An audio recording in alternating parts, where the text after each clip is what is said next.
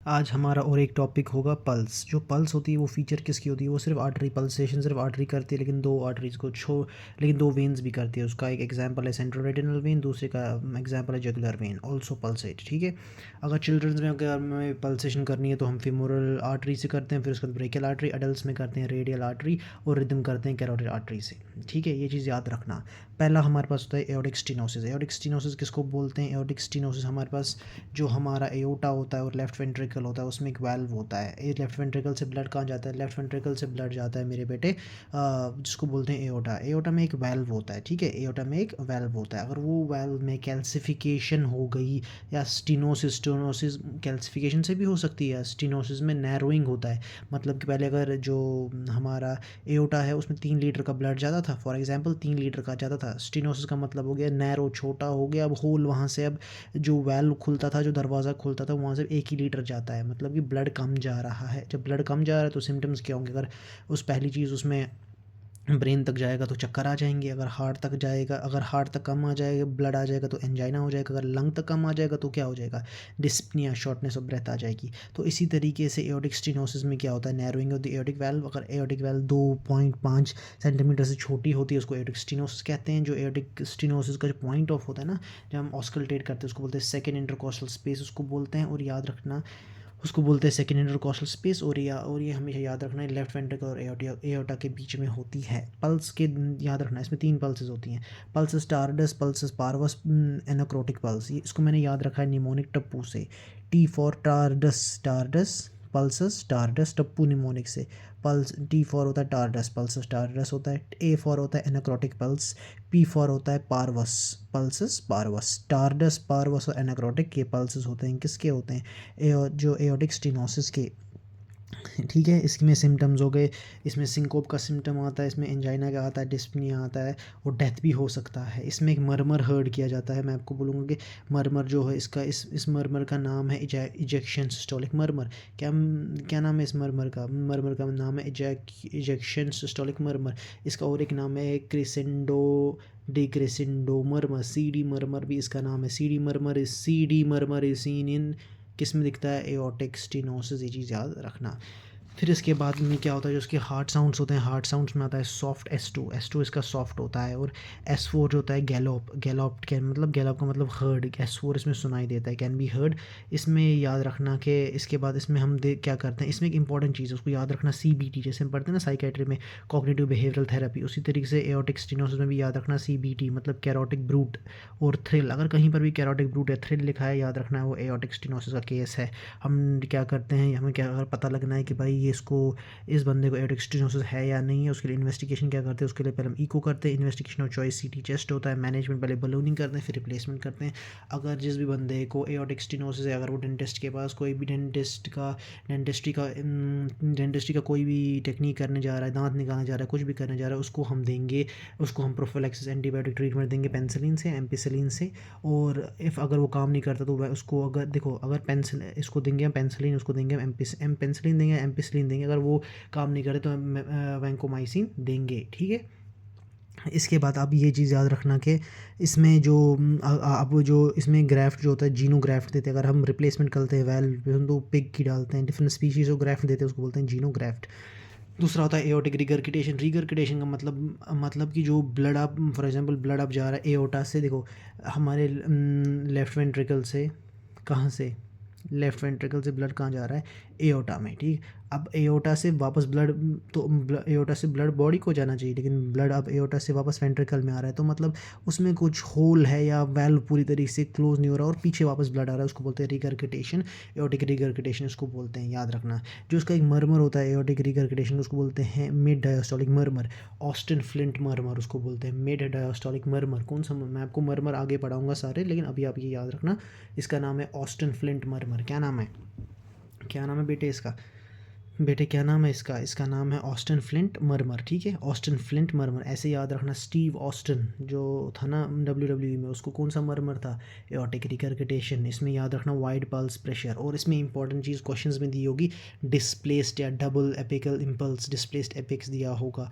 इसमें याद रखना मुलर साइन बोलते हैं जब एओर्टिक रिगरकिटेशन में यूविला होता है ना, यू यू यू और म्यू तो सेम होता है ना, यूव्यूला, जब यूव्यूला पल्सेट होता है उसको बोलते हैं म्यूलर साइन। इसमें जो पल्सेस होती हैं वाटर हैमर पल्स, अब याद ऐसे याद रखना, जब नल का हमारे पास होता है उसमें पीछे से टूट गया होता है तो बैक फ्लो पीछे जाता है ना ब्लड का, बैक फ्लो ऑफ ब्लड को क्या बोलते हैं, रिगरगिटेशन। वो किस में होता है, नलके में। नलके से क्या निकलता है, वाटर, तो वाटर हैमर पल्स होगी एओर्टिक रिगरगिटेशन में। इसमें कोलैप्सिंग पल्स भी होगी और उसमें कोरिजन पल्स होगा। कोरिजन मतलब जब डांसिंग कैरोटिड पल्स। अब याद रखना कि हम बोलते हैं कि जो कश्मीरी लड़कियां हैं आजकल वो क्या करती हैं, वो ज़्यादातर उनको बोलते हैं हम, जो वो कोरे होती हैं ना, कोरे मतलब कश्मीरी में हम बोलते हैं कोरे मतलब गर्ल्स, जो गर्ल्स होती हैं वो क्या करती हैं, कश्मीरी गर्ल्स आजकल डांसिंग में बहुत माहिर है ना, वो डांसिंग स्किल उन्होंने बहुत डेवलप की है। तो इसको हम बोलते हैं डांसिंग कैरोटिड पल्स। किस में होती है डांसिंग कैरोटिड पल्स, किस में होती है, याद रखना एओर्टिक रिगरगिटेशन में होती है। सिम्टम्स तो हर एक वॉल्वुलर डिजीज़ के सेम होते हैं क्योंकि ऑक्सीजन या ब्लड कम पहुँच जाता है, तो इसका मतलब सिम्टम्स भी इसके सिंकोप, एंजाइना, डिस्पनिया और पल्पिटेशंस होगा। इन्वेस्टिगेशन ऑफ चॉइस हर एक वॉल्वुलर डिजीज़ में इको होती है। उसके बाद हम कर सकते हैं enlargement of the heart surface, cardiac सिल होस्ट कर सकते हैं। और रीगरगिटेशन में याद रखना, रीगरगिटेशन में हम क्या देते हैं, रीगरगिटेशन में हम वैसोडाइलेटर्स देते हैं, और रीगरगिटेशन में वैसोडाइलेटर्स देते हैं। और स्टीनोसिस में है उसमें क्या कर देते हैं, स्टीनोसिस में या तो हम पहली चीज़ बलूनिंग करते हैं या तो फिर रिप्लेसमेंट करते हैं। पहले वैसोडाइलेटर्स, फिर कैल्शियम चैनल ब्लॉकर्स, नेफिडिपिन, और सर्जरी करते हैं विद रिप्लेसमेंट विद 1 ईयर। ठीक है, इसके बाद आता है ट्राइकस्पिड स्टीनोसिस। ट्राइकस्पिड स्टीनोसिस, ठीक है, इसमें एक ही चीज़ सिर्फ याद रखनी है, जो इसका कॉज होता है ना तो रिमेटिक हार्ट डिजीज़ होता है या इन्फेक्टिव एंडोकार्डाइटिस होता है। याद रखना कि प्रोमिनेंट ट्राइकस्पिड कौन से वेल्व में, कौन से साइड से होती है, कौन ये होती है राइट साइड से। राइट साइड से क्या इश्यूज होते हैं, उसको हम ज़्यादातर ईसीजी पे नहीं देखते, उसको हम देखते हैं जेवीपी फाइंडिंग्स पे। तो याद रखना प्रोमिनेंट ए वेव, हम ऐसे याद रखेंगे ट्राइकस्पिड स्टीनोसिस। देखो टी एस, टी एस तास मतलब कार्ड्स को बोलते हैं हम, कार्ड्स को क्या बोलते हैं हम, क्या बोलते हैं हम कार्ड्स को, मैं बोल रहा हूँ ज़िके मेरे बेटे, हम कार्ड्स को क्या बोलते हैं, कार्ड्स को हम बोलते हैं ताश। किस में हम बोलते हैं, हिंदी में हम बोलते हैं कार्ड्स को ताश। तो इसका मतलब टी ए एस ताश मतलब टी एस होता है ट्राइकस्पिड स्टीनोसिस, ताश बोलते हैं ना, हम क्या बोलते हैं ताश। तो ए, इसका मतलब ए वेव प्रेजेंट होती है इसमें, प्रोमिनेंट ए वेव कहीं पर भी होगी उसका आंसर होगा ट्राइकस्पिड स्टीनोसिस। मरमर होता है मिड डायस्टोलिक मरमर। और याद रखना कि रिप्लेसमेंट होती की जाती है अगर 2 सेंटीमीटर से डायमीटर की कम वैल्व बन जाती है। ठीक है, इसके बाद आता है ट्राइकस्पिड रिगरगिटेशन। अब रिगरगिटेशन होता है वापस ब्लड जाना, तो इसका ट्राइकस्पिड मतलब कि कहाँ से, राइट वेंट्री देखो कहाँ से, राइट एट्रियम और राइट वेंट्रिकल। देखो जो ट्राइकस्पिड वैल्व है राइट एट्रियम और राइट वेंट्रिकल में है। अब राइट वेंट्रिकल में तो ब्लड गया तो उसको कंट्रैक्ट कर रहा है, अब तो वैल्व बंद होनी चाहिए क्योंकि जो राइट वेंट्रिकल है हमारा वो कॉन्ट्रैक्ट कर रहा है। राइट वेंट्रिकल ने जब कॉन्ट्रैक्ट किया हमारी ट्राइकस्पिड वाल्व पूरी बंद नहीं होगी, तो राइट एट्रियम में ब्लड चला जाता है। जब वहाँ चला जाता है तो उसको बोलते हैं ट्राइकस्पिड रिगरगिटेशन। याद रखना जो ट्राइकस्पिड रिगरगिटेशन होता है उसमें एक इम्पॉर्टेंट चीज़ होती है, उसमें राइट वेंट्रिकुलर हाइपरट्रॉफी हो सकती है, ये याद रखना।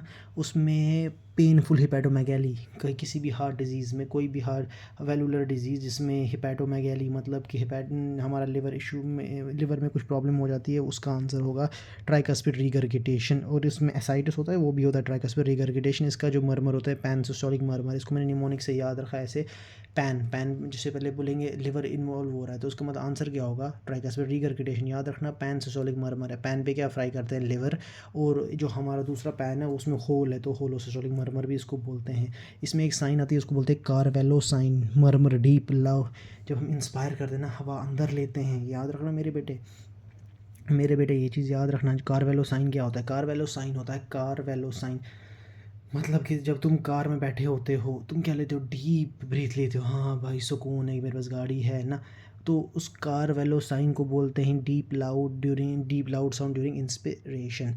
इसमें हम मैनेजमेंट करते हैं रिंग एंग्लोप्लास्टी या रिप्लेसमेंट करते रहते हैं।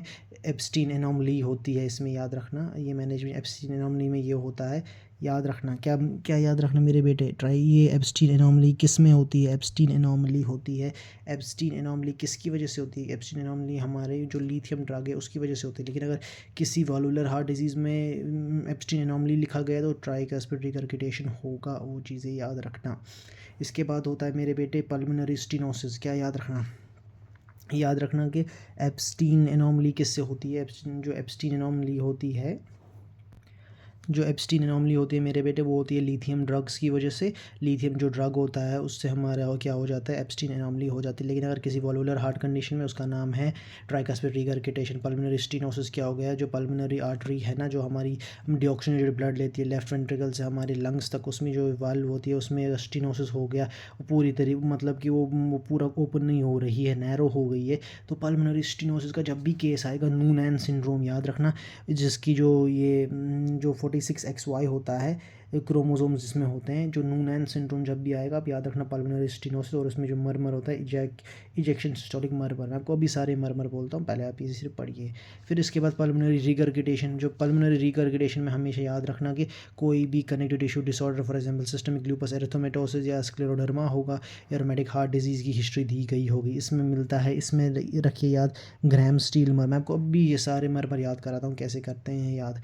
ग्रैम स्टील मरमर होता है, और हाई पिचिंग बलूनिंग की जाती है पल्मोनरी रिगरगिटेशन में। अगर फिर कुछ नहीं किया जाता तो फिर हम फिर उसमें क्या करते हैं, रिप्लेसमेंट कर देते हैं। अब मिट्रल स्टेनोसिस, जहाँ पर भी सवाल में दिखा गया होगा लाउड S1, उसको बोलते हैं मिट्रल स्टेनोसिस, और उसका most common cause rheumatic heart disease, infective endocarditis होता है, एन्युलर कैल्सिफिकेशन होती है, मिक्सोमा भी होता है इसमें, और राइट वेंट्रिकुलर हाइपरट्रॉफी भी होती है। जहाँ पर भी फिश माउथ अपीयरेंस होगा, याद रखना मिट्रल स्टेनोसिस है। जहाँ पर भी पर्पल पिंकिश मिट्रल फेसेस होंगे, याद रखना मिट्रल स्टेनोसिस होगा। चेंबर्स क्या होते हैं, लेफ्ट एट्रिया डायलेटेड होता है। पल्स क्या होती है, लो वॉल्यूम। साउंड होते हैं S3 S4 S2, उसका लाउड होता है। ये याद रखना कि मरमर जो इसमें होते हैं, दो इसमें मरमर्स होते हैं, याद रखना मिड डायस्टोलिक मरमर होता है, और मिड डायस्टोलिक जो मरमर होते हैं ना, मिड डायस्टोलिक मरमर लो पिच होता है इसमें। तो इसमें इसमें याद रखना, ये मैं आपको मरमर आगे पढ़ाऊँगा, आपको सारे याद रहेंगे, यहाँ पर याद रखने की ज़रूरत नहीं है। जो इसका जो हम बोलते हैं कि इको में कौन सी फाइंडिंग मिली, हॉकी एप्स्टिक अपेरेंस होगी, याद रखना माइट्रल स्टेनोसिस होगी। अगर कहीं पर हॉकी स्टिक अपीयरेंस होगी इको में, क्या होगा उसका आंसर, उसका आंसर क्या होगा मेरे बेटे। जहाँ पर भी फिश माउथ अपीयरेंस होगा, जिसको बोलते हैं फिश माउथ अपीयरेंस होगा, और जहाँ पर भी हॉकी स्टिक अपीयरेंस इको पर होगी, उसको बोलते हैं मिट्रल स्टेनोसिस। और ये याद रखना, इसकी जो मिट्रल स्टेनोसिस की मैनेजमेंट होती है, मिट्रल स्टेनोसिस की जो मैनेजमेंट होती है, ये इंपॉर्टेंट चीज़ है कि apex displaced impulse laterally. Tapping apex, जहाँ टेपिंग एपेक्स लिखा होगा वो मिट्रल स्टेनोसिस होगा। मैनेजमेंट याद रखना है, calcium channel blockers, beta blockers, balloon dilation, warfarin दिया जाता है, और किया जाता है परक्यूटेनियस मिट्रल बलूनिंग, वॉल्वोटॉमी की जाती है। मिट्रल रिगरगिटेशन आप याद रखना है मेरे बच्चे। मिट्रल रिगरगिटेशन में क्या हो जाता है, मिट्रल रिगरगिटेशन में होता है कि मतलब अब जो हमारी मिट्रल वाल्व है वो किस में होती है, लेफ्ट एट्रियम और लेफ्ट वेंट्रिकल में। अब मेरे बेटे वो किस में होती है, जो मिट्रल वाल्व होती है वो किस में होती है, लेफ्ट एट्रियम और लेफ्ट वेंट्रिकल में। अब जब लेफ्ट एट्रियम से लेफ्ट वेंट्रिकल में ब्लड चला गया तो वाल्व बंद होनी चाहिए ना, तो वाल्व तो फिर बंद हो जाएगी जब लेफ्ट वेंट्रिकल क्या करेगा, कॉन्ट्रैक्ट करेगा। लेकिन क्या होता है मेरे बेटे, चीज़ ये होती है कि वो उस वक्त क्लोज़ नहीं कर पाता। जो ये मिट्रल वाल्व है वो पूरी तरीके से क्लोज नहीं कर जाती, तो इसकी वजह से बैक फ्लो मिट्रल रिगरगिटेशन हो जाती है, बैक फ्लो ऑफ ब्लड हो जाता है लेफ्ट एट्रियम में। उसकी वजह से वो वापस जा सकता है पल्मोनरी आर्टरीज़ में, उसकी वजह से पल्मोनरी हाइपरटेंशन भी हो सकता है। ये चीज़ याद रखना मेरे बेटे, ठीक है। जहाँ पर भी लाउड S1 होगा वो मिट्रल स्टेनोसिस होगा। जहाँ लिखा होगा कि S1 लाउड है और S4 भी हर्ड किया जा रहा है, जहाँ पर ऐसे वहाँ पर उसका नाम होगा मिट्रल रिगरगिटेशन। मैनेजमेंट ऑफ मिट्रल रिगरगिटेशन हमेशा याद रखना, हाइड्रोलिज़िन। ये पोटेशियम चैनल ओपनर है, मैं आपको फार्माकोलॉजी में सारा बोलूँगा पोटेशियम चैनल ओपनर्स कैसे वर्क करते हैं, क्या करते हैं। यहाँ पर अभी याद रखिए, ये हाइड्रोलिज़िन, इसका ट्रीटमेंट दिया जाता है, डायूरेटिक्स दिया जाता है, रिप्लेसमेंट किया जाता है।